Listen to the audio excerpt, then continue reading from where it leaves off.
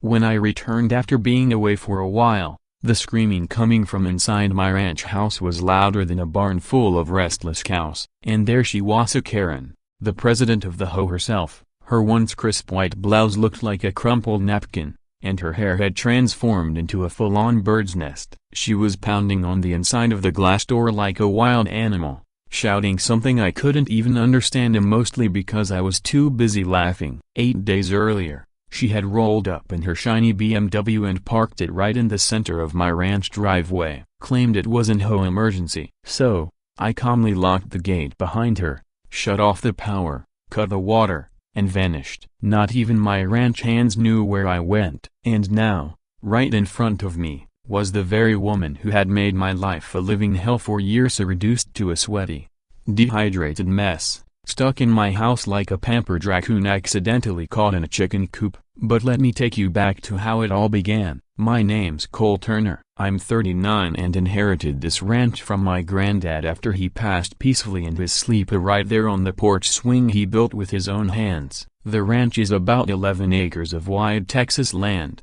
just outside a town called Glendale. We've got cows, chickens, a rescue goat named Waffles, and more fresh air than most folks know what to do with. It was the perfect escape. He broken bar until the HOA showed up. Yes, an HOA, on ranch land. Some city developers rolled in and started putting up rows of identical luxury cabins nearby. At first, it seemed harmless until they decided the area needed beautifying, and suddenly, my ranch became part of their little suburban fantasy. That's how Karen Miles came barreling into my life, president of the Crystal Bluffs HOA. In her early 50s, short, with sharp red hair and lipstick so bright it could signal planes. Used to be a flight attendant and now a full-time dictator of lawn heights and mailbox decor. From the moment she showed up, I became her personal fixer-upper project. Mr. Turner, your grass isn't even. Mr. Turner, your rooster crows too early. Mr. Turner, your mailbox looks rustic. Exactly, Karina, it's a ranch. It all really escalated one particularly cloudy morning. I was in the barn fixing the ATV's wheel when I spotted her white BMW creeping through my front gate. No call, no knock, it just drove straight up my driveway and parked like she owned the joint. Out she strutted, clipboard in hand. I came out, wiping grease off my hands with a rag. You lost? She didn't even blink. This is HOA business, Mr. Turner. We're conducting site evaluations. I need stable data connection. Your ranch is on the highest elevation point. She said she'd only be there for a few hours. On my land? She glanced around like I was a piece of furniture. HOA guidelines allow for temporary access for community improvement purposes, she replied matter-of-factly. I laughed. We're not in the HOA. Well, she said with a saccharine smile, this boundary was included in the new zoning map. It's under appeal, of course, but until that's resolved, the HOA presence is considered valid. That was it. I'd been patient, courteous, too nice, frankly. I nodded, smiled, and walked back into the house, calm, collected. Locked the front door behind me, then quietly exited through the back, secured the gates, and flipped the switches to cut water and power. Karen was still inside, yammering on her phone, probably giving orders to her little HOA army. I texted my ranch manager, Thray, told him I'd be away for a while and to just drop the animal feed by the barn. Then I threw some clothes into a bag, grabbed a few essentials, and hit the road. No phone, no socials, no trace, just me and a friend's mountain cabin, a peace and silence like you wouldn't believe. Meanwhile, back at the ranch, things weren't going so smoothly for Karen. From what I later saw on the hidden cameras and heard from Thray, she started panicking after the second day. Her phone died. Her car keys were in her purse, but she'd left the window cracked, and Waffles the goat managed to get his head in and chew up half her leather interior. She tried using the house phone, too bad I disconnected that line years ago. No water, no electricity. And the worst part? The smart locks in the house automatically engage once closed and they only open with a verified code. She thought locking herself in would keep her safe. Joke's on her. Now, I wasn't trying to harm anyone. I left protein bars on the counter, bottled water in the pantry, even a blanket in case it got cold. I figured she'd get the hint and leave after one night. But not Karen. She stayed, probably convinced she'd outlast me. That's where things got a little messy. While I was out enjoying some real peace, Thray called and said, "Boss, there's still a white BMW in your driveway." Cops showed up asking questions. Turns out, Karen's husband had filed a missing person report. Whoops, didn't see that coming. The ranch was still quiet, though. I told Thray not to open any gates and just keep feeding the animals from outside the fence. By day 5, Karen's beloved BMW had been scratched to hell by tree branches and Waffles. Waffles had completely taken over the passenger seat of Karen's BMW and turned it into his personal nap zone. The house sat in total darkness, and her once pristine white blouse was now smudged with dust, sweat, and desperation. Then came the turning point. A fierce thunderstorm rolled across the sky, and a lightning bolt struck a tree near the barn. The trunk split like firewood and crashed into the storage shed, toppling a propane tank in the process. Thankfully, it didn't explode, but the boom echoed like a cannon blast. Karen lost it. Convinced the apocalypse had arrived, she bolted from the living room to the back door, only to find every exit still locked tight. That's when emergency services got involved. The fire department had been alerted, and sirens started wailing across the county. Fire trucks sped toward the ranch, lights flashing through the early dawn haze. Footage from the hidden cameras showed Karen frantically waving from the window, her face flushed and hair wild, looking like she was signaling for a helicopter rescue. She was trapped in a house she had no business entering, and now the cavalry was on its way. That's when I returned, cowboy hat on, coffee in hand, and flanked by a camera crew I'd quietly hired to help launch my new YouTube ranch channel. As I stepped onto the porch and looked through the glass door, Karen's face came into view. She didn't greet me. She lunged toward the door, shrieking one phrase loud enough to rattle the hinges. "You'll pay for this." Her voice cracked like thunder. She screamed it again, pressing her red, furious face against the glass like a toddler denied dessert. She pounded on the door with so much force, I half wondered if it would shatter. I didn't budge, just sipped my coffee and asked, calm as a pond on a windless day, "You done trespassing now,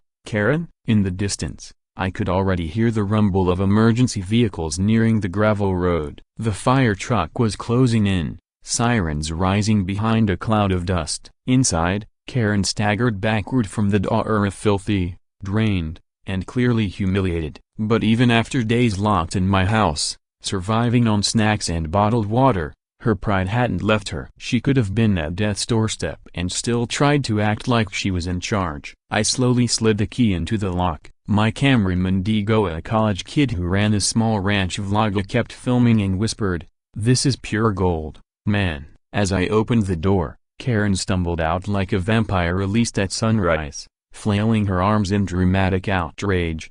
"You're insane. You locked me in. You put me in danger." I stayed composed. "You walked in without permission. You weren't invited. You parked on my land, used my power, my internet, my spacia, and never once asked." "That's irrelevant," she snapped, jabbing a chipped fingernail toward my face. "I am the HOA president. You had no right to treat me this way." I looked her dead in the eye. "I'm not in your HOA, Karen, and you don't run this ranch." By then, the fire truck pulled in alongside two patrol cars. A few HOA board members stood awkwardly by Karen's precious BMW, which now had Waffles proudly lounging in the front seat like royalty. It was complete chaos. Neighbors peeked over fences. A reporter from the local news station arrived. Thray had tipped them off after the lightning strike.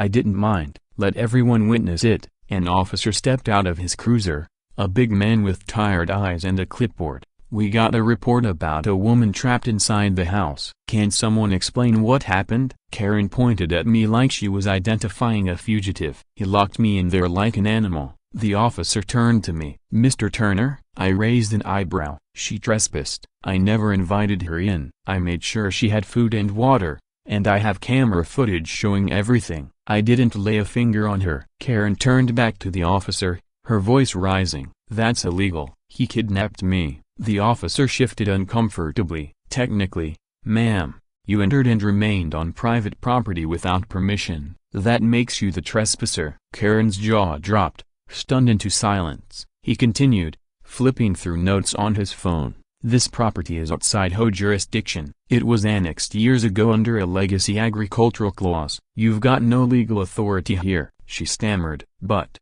we have updated zoning documents. I smiled. Pending paperwork isn't law. By now, half the neighborhood had gathered. Thray leaned in and quietly asked, "Want me to move Waffles off her car?" "Let him enjoy it," I said. "He's earned the seat." But just as I thought it was over, Karen pulled out one last card. She stepped away from the group, yanked her wrinkled phone from her pocket, and hissed, "You think this is finished? My lawyer will file charges of emotional distress, public humiliation, unlawful detainment." She was shaking, but her voice had regained its edge. "You'll lose your ranch in court." I stayed composed on the outside, but something twisted in my gut. I'd played a dangerous hand. Had I taken it too far? Even Officer Dalton hesitated and muttered, "Might be wise to speak with legal counsel, Mr. Turner." That afternoon, after the emergency teams had gone and the Gawkers returned to their homes, Karen was taken away and not injured,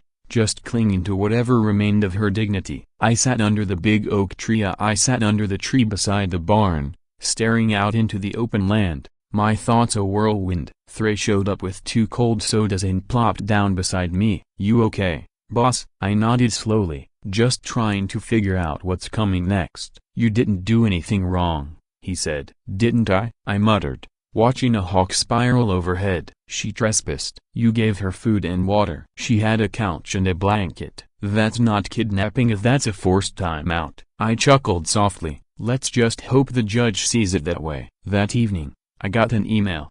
The subject line hit me like a punch. Intent to sue, a civil complaint notification. It was from Karen's attorney. I sat frozen, fingers hovering above the keyboard as I read the accusations. Unlawful detainment, emotional trauma, property damage, referring, of course, to her poor, chewed-up memoir, and public defamation due to the media presence. I had 7 days to respond before things escalated into a courtroom showdown. I shut my laptop slowly. I already knew what I had to do. It was time to call my uncle James Turner, retired federal judge and one of the most respected legal minds across 3 states. But just as I reached for my phone, a knock echoed from the front gate. Thray, who'd been tending the chicken coop, looked up. "We expecting someone?" "Nope." I walked to the gate, confused, and there she was, sunglasses, leather handbag, and 2 suitcases in hand. Melissa, my ex-wife.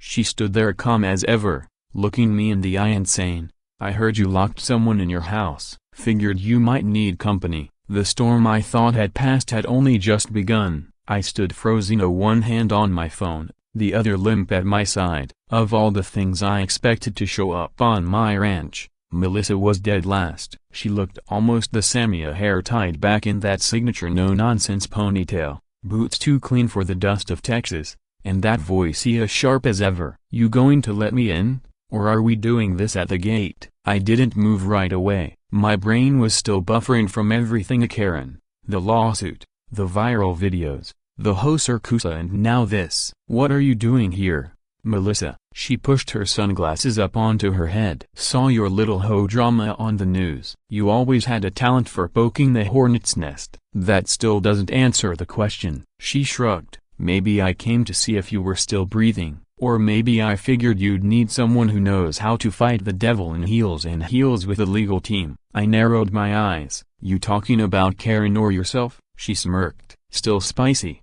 huh? Good. You'll need that." After a long beat, I sighed, unlocked the gate, and stepped aside. She rolled her suitcases in like she'd never left. Thray watched from the barn, wide-eyed. "Boss, is that who I think it is?" "Yep," I said, still stunned. "She staying?" "No idea." Melissa dropped her bags on the porch, turned to me, and said, "You want help or not?" I wanted to say number. I wanted to tell her to turn around and keep walking, but the truth? Melissa was a shark in the courtroom. After we split, she'd gone back to law school and now practiced civil litigation in Houston. If anyone could tear Karen's case apart, it was her. "All right," I said, "come on in." Melissa looked around the ranch like she was appraising it. "Place hasn't changed. Still haven't fixed that porch swing, huh?" "It's not meant to be pretty, it's meant to be mine." She nodded. "Fair." We sat at the kitchen table, And I laid it all out at the zoning war, Karen's obsession, her barging into my home, me locking her inside, the media storm, and now the lawsuit. Oh, and the goat damage. Melissa didn't flinch. She pulled a pen from her purse and took notes like she was prepping for trial. You got footage? Plenty. Security cams, barn cams, Diego's vlog. Good. We'll need every second of it, she said. Then she looked up and added, but first we go on offense. Offense? I blinked. You don't wait for someone like Karen to drag you into court. You hit first. File a countersuit for trespassing, property damage, and harassment. Make her play defense. I just wanted to be left alone, I said, not start a war. Melissa gave me a familiar smirk. Cole, sweetie, you started the war the second you locked her in that house. By nightfall, we had a strategy. Melissa had me pull every shred of footage, all the whole letters, zoning maps, and even the text Karen had sent weeks ago. I'll make sure your ranch follows our rule, Essa, even if I have to get creative. That was the smoking gun. Trey brought over fried chicken and cornbread, and the three of us ate on the porch like some odd reunion minus the love. And honestly, it was a weird kind of comfort having Melissa there again. We had ended things cold, but that fire in here, that fierce, don't mess with me attitude, was still there, and I needed it. The next morning, Melissa filed a preemptive lawsuit. We sent copies to the HOA board, Karen's attorney, and most importantly to the press. Didn't take long. By noon, a local news anchor was already calling. A reporter called, asking if I'd do a sit-down interview about the rising tensions between private landowners and HOA overreach. Melissa grinned, told you offense. By day 3, the story had gone viral. Free waffles memes were flooding the internet thanks to Diego's clip of Karen screaming at the goat inside her car. People from all over the country were showing their support for me, the rancher who stood his ground. But the momentum dipped on day 4. Karen returned, not in her chewed-up moi, it was still in the chauffeur, but in a sleek black rental SUV with tinted windows. Beside her was a stiff, sharp-jawed man in a charcoal suit, her lawyer, Marshall Green. They didn't come through the gate, they just stood at the edge, clearly waiting for us to come to them. Melissa and I walked down the gravel path to meet them. Green spoke first, voice clipped and formal. Mr. Turner, Ms. Turner, my client would like to propose a private resolution before this escalates to court. Melissa crossed her arms. Is that so? Karen didn't speak at first. She just glared at me like I'd wrecked her whole world. Finally, she said, you drop your lawsuit, I'll drop mine. We both walk away. I blinked. You trespassed, and you locked me inside your house, she snapped. You think a judge won't take that seriously? Melissa stepped forward. Try us. Karen's jaw tightened. Fine, then you'll be hearing from the HOA's attorneys. She turned to leave, but I couldn't help myself. Oh, Karen, I called out, you forgot something. She paused and looked back. I held up a plastic bag. Inside were the shredded remains of her leather gearshift waffles doing. Karen's face went pale. You'll be getting that bill,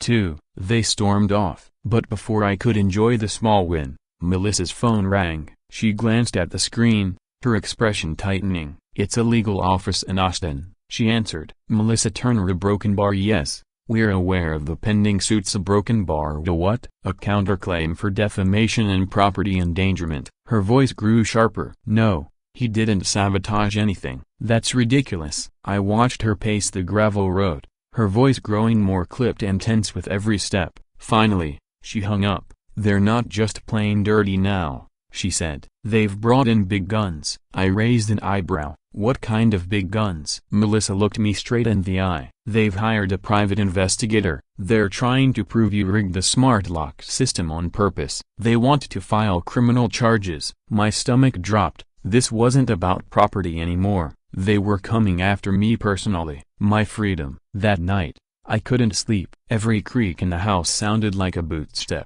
Every howl from the coyotes outside echoed like the clink of handcuffs. I lay on the couch, staring at the ceiling fan, its slow rotation mimicking the endless spin of my thoughts. Criminal charges. They were trying to twist a neighborhood dispute into a federal case. At 6:13 a.m. sharp, I heard the sound of Melissa's boots on the porch. She walked in holding 2 mugs of steaming black coffee. Didn't sleep?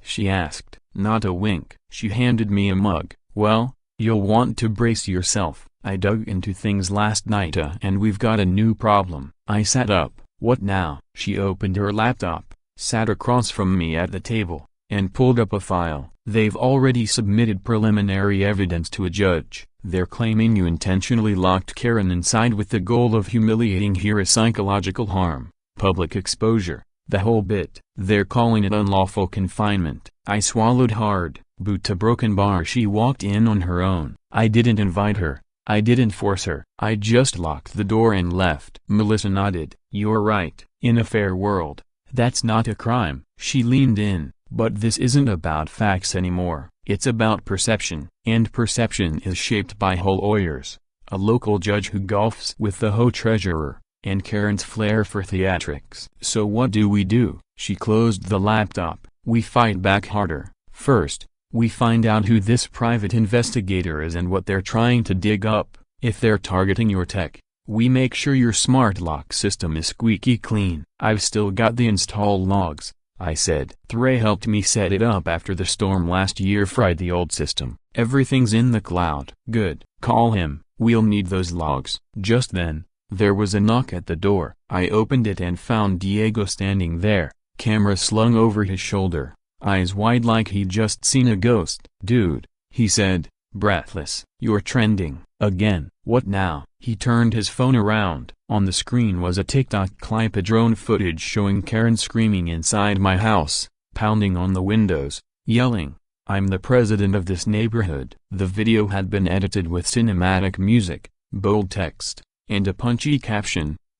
Karen breaks into ranch, gets a taste of real country justice. Karen in the cage.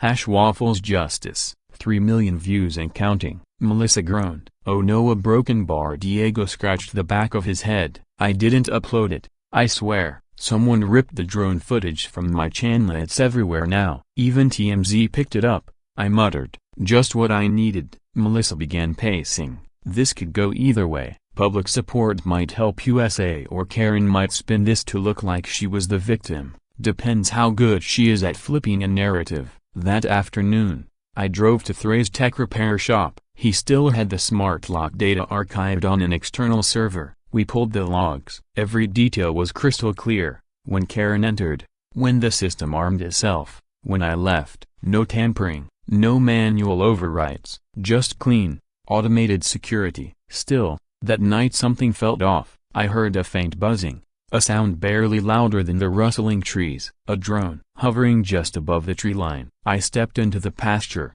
staring up at it. Melissa came out behind me, following my gaze. You think that's the private investigator?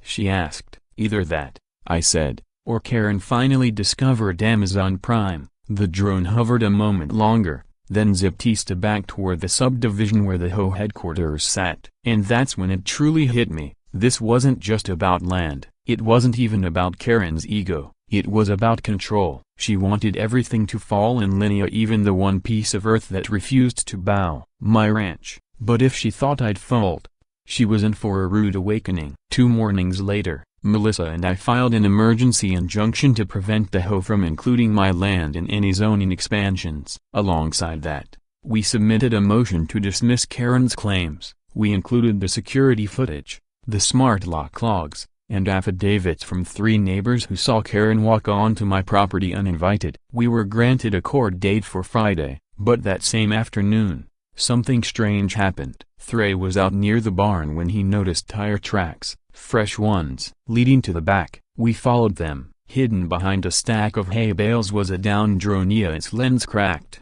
battery dead. It was the same brand Diego used. When he came by later, I held it up. This yours? Diego shook his head. Nope. Mine's still charging in my truck, and that's not my model either. Looks like surveillance grade. Melissa stepped closer, eyes narrowing. You know what that means? They were spying, I said quietly. Not just spying, she added. Trespassing on private agricultural land. She turned to me, a spark of fury building. This could be the bullet that turns everything around. We packed the drone into a bag and drove straight to the sheriff's office. Officer Dalton took one look and agreed to add it to the active investigation. If the drone could be traced back to Karen or her hired pie, It would be a clear violation of Texas's criminal trespass law. It felt like momentum was finally shifting. Until that evening, Melissa and I were on the porch, going over legal documents, when a black sedan pulled slowly into the driveway. Its engine idled, then cut. We both stood as a tall man in a gray tie and dark sunglasses stepped out. He looked like a federal agent and he walked like one, too. He approached, flashed a badge. "Mr. Turner, I'm Agent Huxley, Department of Land and Property Affairs. I need to ask you a few questions." Melissa's expression tightened. "What kind of questions?" Agent Huxley looked between us. "A formal report has been filed regarding zoning fraud connected to the Crystal Bluffs HOA. Your name came up on both sides." I blinked. "Both sides?" He nodded. "Yes. Someone submitted documents suggesting you forged land exemption papers. If proven, this could escalate to a federal offense." Melissa stepped forward, cold and sharp. "That's a lie. He didn't forge anything." Agent Huxley didn't flinch. "Then I suggest you find out who did it before this becomes more serious." His words echoed through me like thunder off a canyon wall. "Zoning fraud, federal offense. My name." I felt the sweat crawl down my neck. Even in the Texas heat, Melissa didn't hesitate. "Agent Huxley, who exactly filed this complaint?" He adjusted his tie. "It came through our federal zoning whistleblower portal. Anonymous." The attached documents included a zoning map signed with Mr. Turner's initials, dated 8 months ago, right around the time the HOA began expanding its jurisdiction. Melissa's eyes narrowed. "We've never submitted any such map." Huxley nodded. "Then I suggest we work together. If your client is truly uninvolved, you'll want this cleared up quickly." He handed Melissa a business card and turned back toward his car. "I'll be in touch. We're pulling records from both the HOA and the county registrar's office. Expect a follow-up by the end of the week." He drove off. I sank into my porch chair, head in my hands. "This can't be real," I muttered. "Now they're trying to frame me." Melissa crouched in front of me, fierce and steady. "They're desperate." The drone backfired. "Their lawsuit's grumbling. Public opinion is shifting. So now, Karen's trying to change the game, turn it into a federal case. But how would they even fake my signature?" Melissa looked down at Thea. Melissa sat on the porch swing, a manila folder in her lap. "Let me ask you something. Ever toss old HOA or zoning mail without shredding it?" "Of course," I said. "Didn't think twice about it."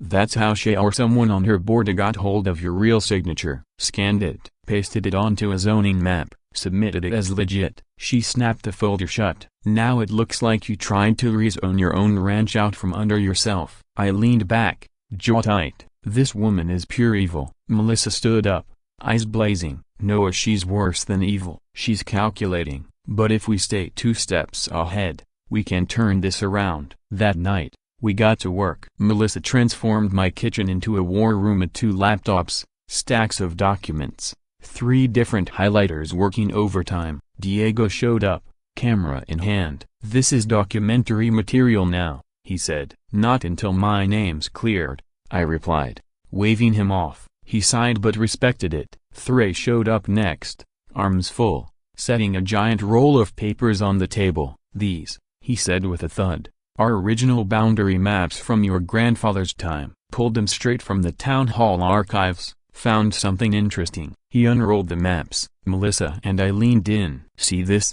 He pointed. "A 100-foot buffer zone around your ranch. It's in the 1982 easement agreement that says no road, building, or structure can touch your land without your consent. HOA can't override it." Melissa lit up. "That's gold." Thray grinned. "It gets better. That easement, filed with both the county and the Federal Agriculture Registry. Got the stamped copies right here." He handed her a document marked with a blue federal seal. I nearly hugged him, but the moment didn't last. Melissa's phone rang. She answered and we all heard the shouting through the speaker. "What do you mean an emergency injunction got approved?"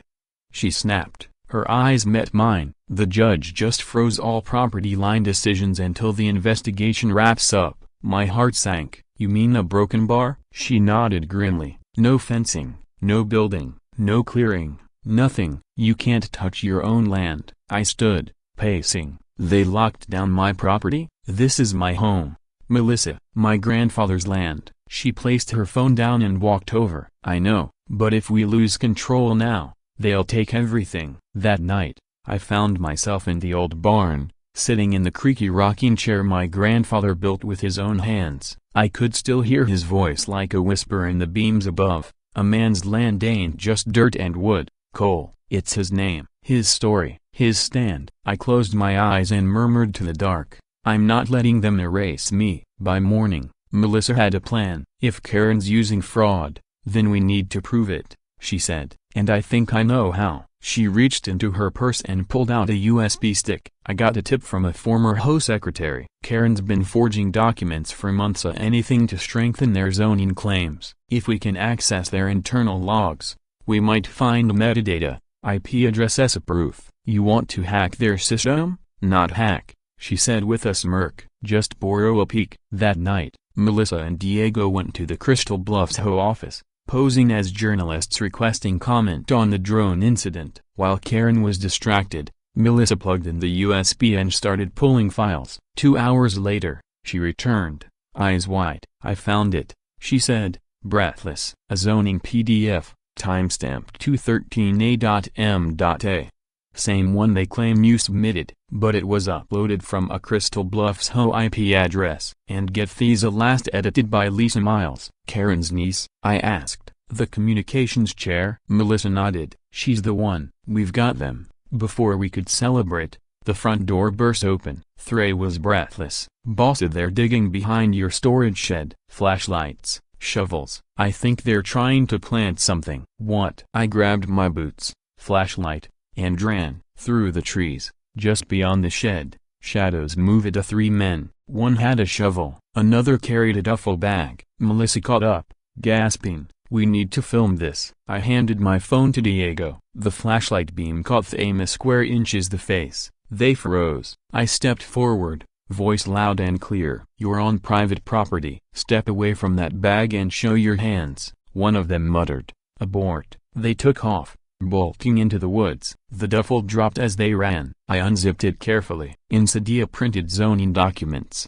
And a pistol wrapped in plastic. Melissa gasped. They were going to frame you. My stomach turned. Then a crack, a branch snapped behind us. Another figure emerged from the shadows. Phone raised. Recording. Karen, smiling. Oh, I have it all, Cole, she said. Every second. Karen smiled sweetly, her voice dripping with venom. And trust me, Cole, a broken bar this time. I'll bury you. She turned her phone toward USA and my blood ran cold. On the screen played a doctored video. Grainy, but clear enough. It showed me digging behind the shed. Me, placing the duffel in the dirt. Me, apparently hiding a pistol. My chest tightened. It was fake, it had to be, but it looked real enough to ruin me. Karen's grin widened. How does it feel, Mr. Turner? This is what happens when you challenge the hoe. You wanted to play hardball, a broken bar. I came ready. Melissa stepped forward, phone in hand. That's fabricated evidence, Karen. And you're trespassing again. Karen tilted her head. And who do you think they'll believe? You, your cute little ranch squad, or the hoe board, a broken bar, and the judge who's gotten our Christmas cards for 15 years? I clenched my fists,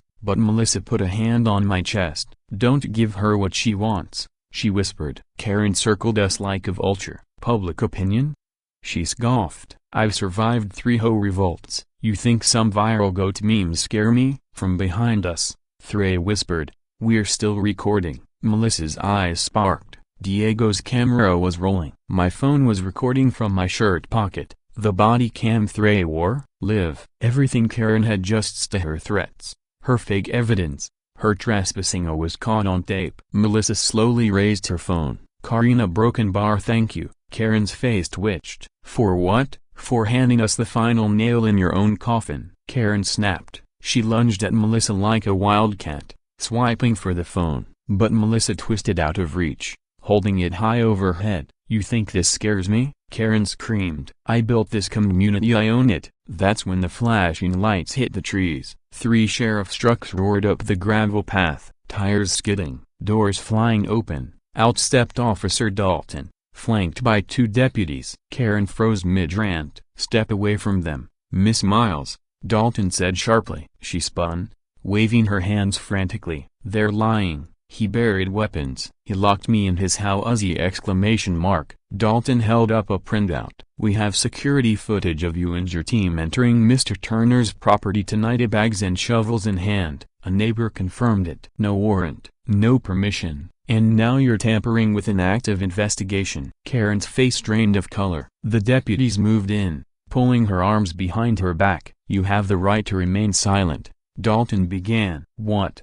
she shrieked. "You're arresting me?" "Me?" Melissa leaned in and whispered, "Smile for the cameras." Diego zoomed in. Perfect shot. It was over. Or so we thought. Back at the house, the tension finally eased. Melissa backed up the footage. The duffel was now in police custody. Fingerprints confirm Ida, Karen's assistant. The pistol? Unregistered. Clean. Classic planned job. Karen was charged with trespassing, fabricating evidence, criminal mischief, and interfering with an investigation. The HOA board held an emergency meeting the next morning. She was suspended indefinitely. We thought we'd won, but then Melissa's phone buzzed. Her face shifted as she read the screen. "What is it?" I asked. She turned the phone to me. "An email, from Agent Huxley. Subject, new development, a federal fraud investigation, Mr. Turner. In our search of HOA digital records, we've uncovered a list of landowners marked for absorption as part of a covert rezoning scheme. Your name appears at the top. Several forged documents are linked to a third-party zoning consultant, hired under a shell company by the Crystal Bluffs HOA. This investigation now expands into racketeering, fraudulent land acquisition, and document tampering across state lines. You may qualify as a key witness in a federal case." I sat down, stunned. Melissa whispered, "She wasn't just targeting your land, she was building a whole network of HOA takeovers, one by one." "You mean a broken bar?" "I'm not the first," she nodded, "but you might be the last." This wasn't just a neighborhood war anymore. This was power, land, money, control. I'd been dropped into the center of a web, one that stretched far beyond Texas. The good news? We had evidence. The bad news? Karen was just the front. Behind her, shell companies, corrupt agents, and maybe even political allies. I looked at Melissa. Her face was calm. "Steady. You still in?" I asked. She smirked. "Honey, I just unpacked my suitcase." We both laughed for the first time in days. Then Trey burst through the door again, panting. "You're not gonna believe this," he gasped. "What now?" I asked, bracing myself. Trey held out the paper, breathless. "Certified letter. Just came in the mail." Melissa read it, and her smile vanished. "It's a federal summons," she said quietly. "For you." I blinked. "Me?" She handed it over. My name, clear as day, in bold black print. "You are hereby requested to testify in the federal case, State of Texas vs. Crystal Bluffs HOA, as a material witness and potential victim in an organized fraud investigation." My hands trembled. I had gone from chasing off a nosy neighbor to standing at the center of a federal fraud case. And it was just beginning. The federal courtroom in Austin was colder than I expected. Maybe it was the marble, or the stakes. Even with my boots on and Melissa beside me in a sharp blazer, I felt like a kid standing alone on a frozen pond, praying it wouldn't crack beneath me. Above the bench, the seal of the United States of America stared down like a silent judge. Lawyers in sleek suits moved like sharks, juggling tablets, clipboards, and case files thick enough to crush a cow. This wasn't HOA drama anymore. This was one of the largest land fraud cases in Texas historia, and I was the lead witness. Melissa leaned in. "You've got this, Cole. Just tell the truth." I nodded, swallowing the nerves. My palms were slick, but I kept my hands tight. I wasn't scared for me. I was scared they'd bury the truth beneath layers of lies, legal jargon, and forged paperwork. The bailiff called the court to order, and there she was, Karen Miles, sitting stiffly in the defendant's section, wearing a navy blue suit like a disguise for her sins. No smug grin this time. Mia just tied lips and bloodshot eyes. Beside her, her lawyer, Marshall Green, looking like he hadn't slept in days. And behind them, watching with calculating calm, sat Douglas Franks, the CEO of the shady zoning consultancy behind at least 11 illegal HOA expansions across the South. This went deep, much deeper than any of us had imagined. The judge, a sharp-eyed woman in her 60s with silver hair pulled back tight, stared directly at me as I took the stand. "Mr. Turner," she said, "you understand you're under oath?" "Yes, Your Honor. And then a broken bar. I told them everything, from the moment Karen's BMW rolled up onto my ranch like it owned the place, a broken bar, to locking up the house and disappearing for 8 days, a broken bar, to discovering the doctored surveillance footage, a broken bar, the drone, the planted pistol, the forged documents filed under my name. You could have heard a pin drop. Even the pen clickers stopped. Melissa passed the judge a thick folder, timestamps, emails, hidden metadata courtesy of Karen's niece. The duffel bag, dusted with fingerprints. Most damning of all, the internal HOA zoning document titled The Absorption Blueprint. It laid out everything. How they pressured landowners, faked public votes, altered district maps, forged signatures to annex private property into HOA control. My land had been their trial run. You're telling this court, the prosecutor said, that Ms. Karen Miles and her associates orchestrated a coordinated fraud across multiple counties? Yes, sir, I said. And if I hadn't pushed back, they'd have gotten away with it. What pushed you to fight? I turned toward the gallery. Diego, even Waffles, outside the glass window on a leash, watching me like a good boy. My grandfather, I said. He told me, a man's land is more than soil, it's his name. And no Onia gets to take that from you without a fight. The judge nodded solemnly, then turned to the defense. Karen's lawyer stood, pale, no questions at this time. Karen didn't even glance at me.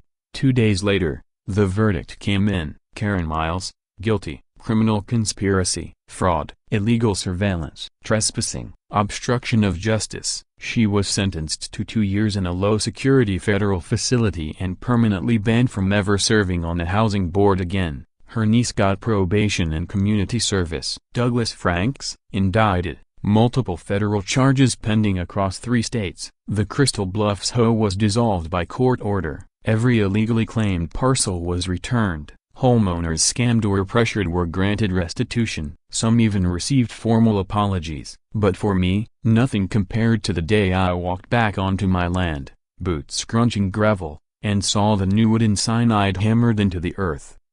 Turner Ranch, a 100% free land.